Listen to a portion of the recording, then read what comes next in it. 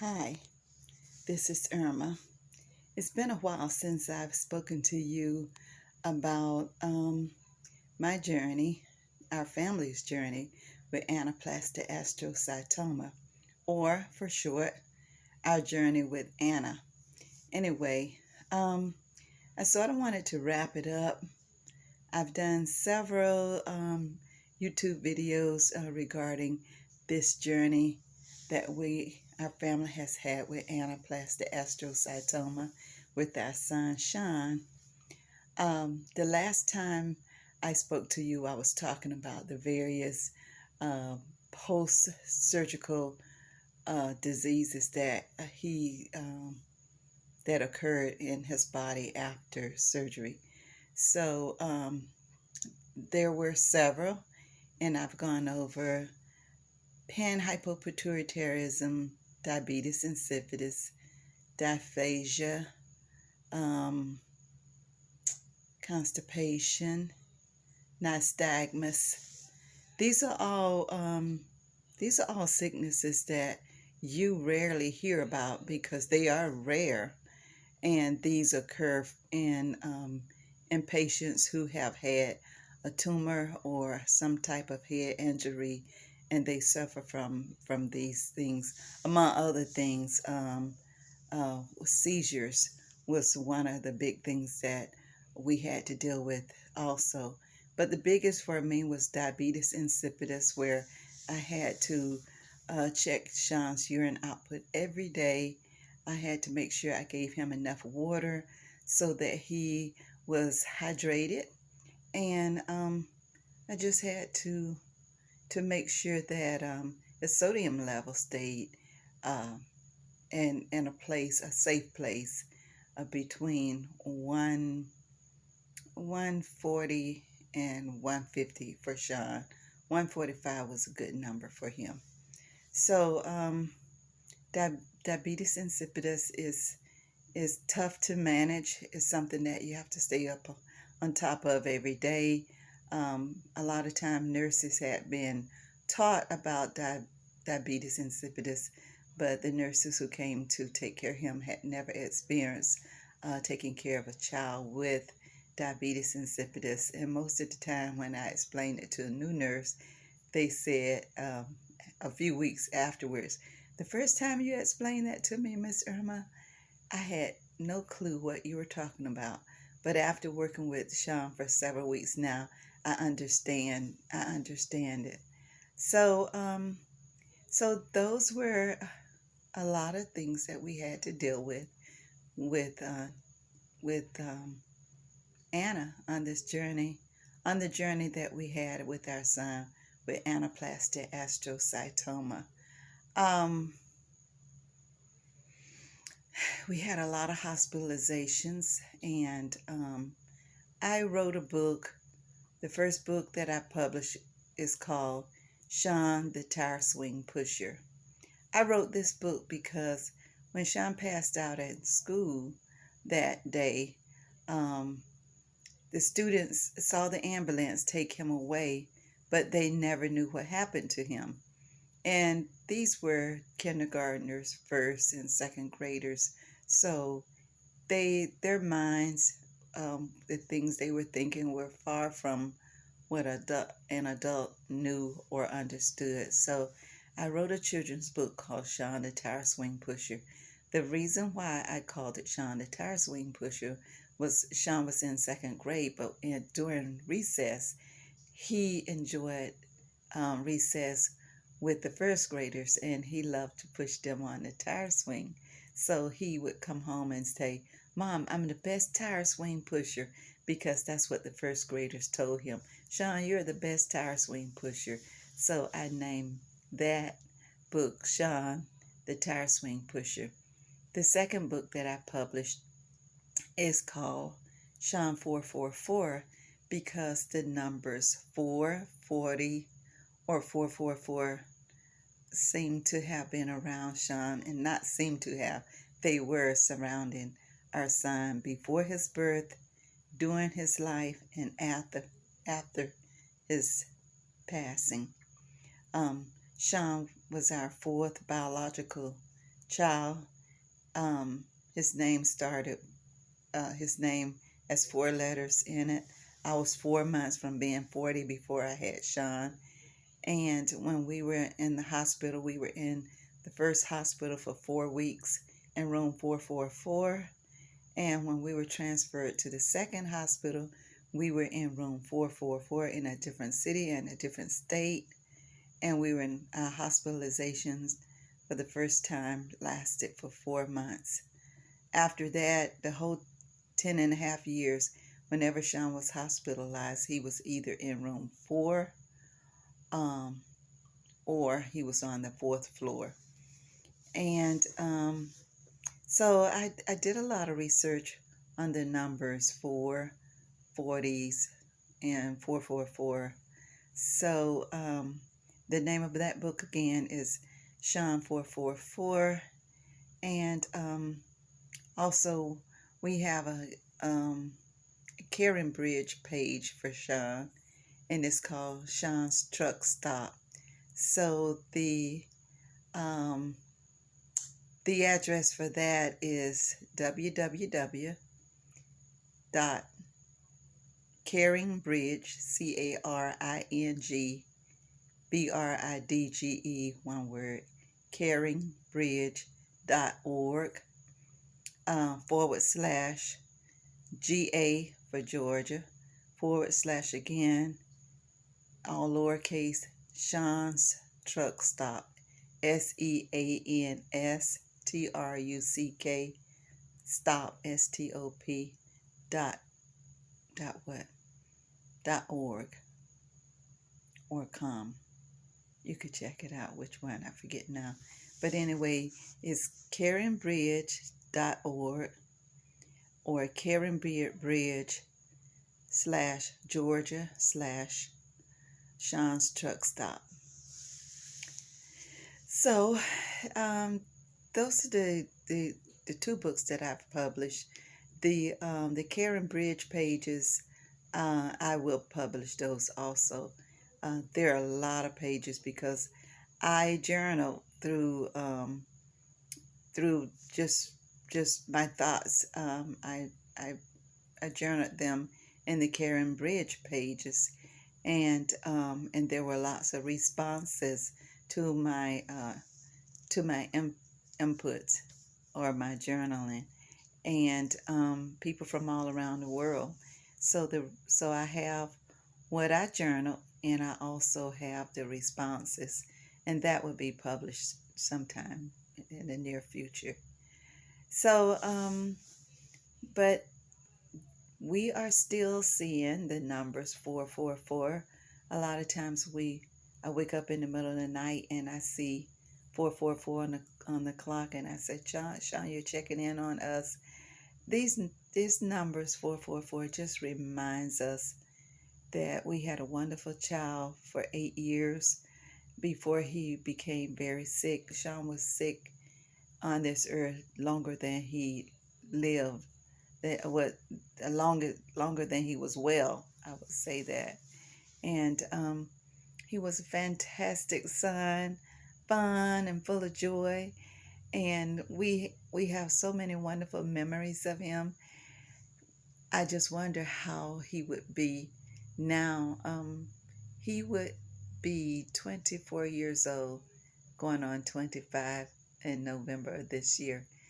I missed him so much, and I have days, yes, when I still cry. His life and death affected our family very much.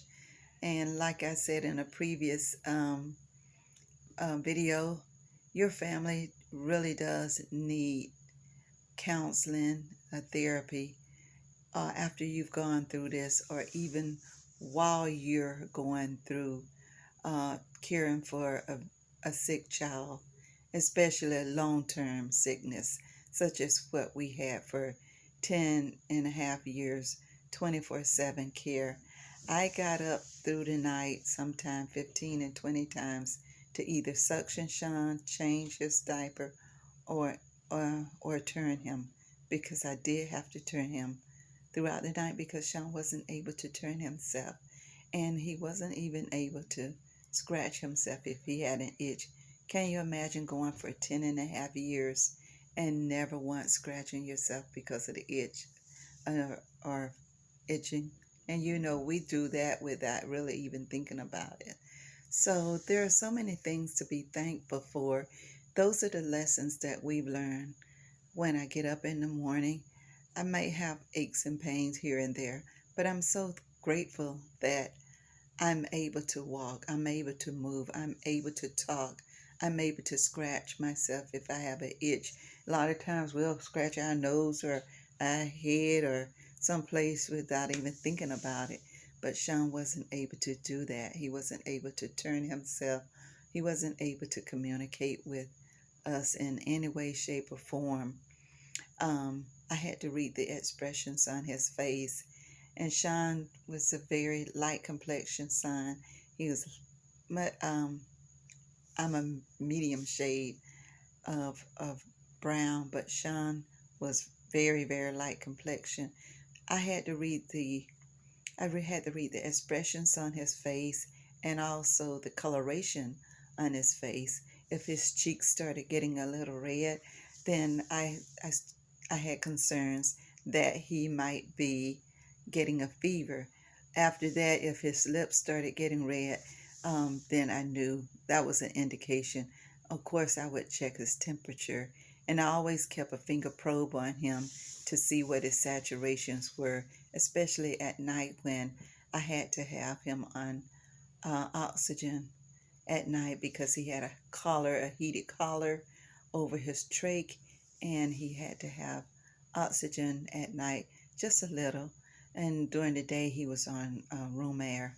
So there was a lot, and I had to advocate for my son a lot with different doctors when they would say, well, we're going to do this, and maybe I didn't agree with them, and I just needed them to respect my decision as his mother, even though they are the doctors and they know a lot. Of course, they're very well trained, but as a mother, being with her child 24/7, I knew things about him that they didn't know, and I knew that his body wasn't used to getting a lot of medications, and he was highly allergic to a lot, and I knew how rashes would react to his body, which was a rash, how medications cause allergic reactions, I should say, and those reactions presented themselves in the form of a rash from head to toe, swollen earlobes, swollen nose and swollen face, swollen hands, swollen feet, and as I said earlier, a rash just bumps from head to toe. So yes, I did advocate for him because I just knew that he had a very, very sensitive body, and that various medications would not be good for him. And I always preference all his medications with Benadryl. So anyway, um, it's been this year. It's going to be 6 years since his death, and I used to think when he first passed, I used to think, what am I going to do when he's been gone for 5 years or 10 years? Well, I don't want to even think about that. That brought so much pain just to think about that. But now the pain is not there so much.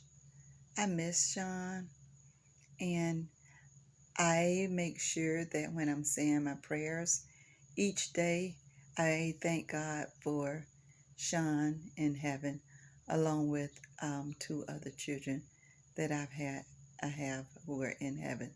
So I say their name. I say their name each day that I pray. Every week, some days I may pray a different prayer, but I say his name almost every day. And this is something that I made sure that I I made the decision early on, right after he died, that I would thank God for our son Sean and our other two children who are in heaven. And I would do that by thanking God for their lives and thanking God that they're in heaven. And I would give him a kiss. And I would tell Sean, Sean, that's not on your lips. Because as I stated in an earlier video, I kissed Sean on the lips when he was 8 years old, when he was first in the hospital, and he stopped breathing. The nurse came in and she was very upset, and of course she told the doctor, and the doctor came in and he was like, I don't believe that you just kissed him and he stopped breathing, do it again. And I did it again and he stopped breathing, and the doctor said, stop, stop, stop. I've never seen this before, that a child gets angry with his mother, that she kisses him on the lips and he stops breathing. So there are humorous things that happens even in the midst of some of the most some of the biggest trials that you ever faced in your life. Life goes on and humorous things happens, and they are for you to laugh about in the midst of your trial. So yes, I thank God for those humorous moments, even though that was very, very scary. But now it's a bit humorous now. Anyway, I'm gonna end this series concerning our journey with Anaplastic Astrocytoma, grade 3 tumorous brain uh, brain tumor, cancerous brain tumor. And our son lived way beyond what the doctors say or thought he would live. They told us that he would die the first day when he was in the hospital, but he didn't. The doctor told us the next day that he would die on this operating table when they were resecting the tumor, but he lived, and he lived 10.5 years. So that is 5.5 years longer than most children diagnosed with anaplastic astrocytoma.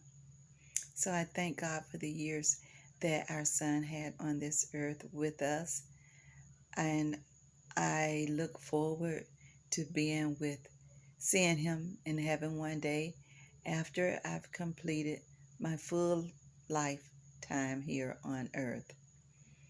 Okay, if you all have any questions, you may reach me at Irma J 8156 at gmail.com. That is IRMAJ 8156 at gmail.com. And if you would like to purchase Sean the Tower Swing Pusher or Sean 444, contact me again at that Gmail address. A portion of the proceeds from each book goes to Ronald McDonald House, because we stayed there quite a lot over 10.5 years. So they are wonderful, wonderful people there.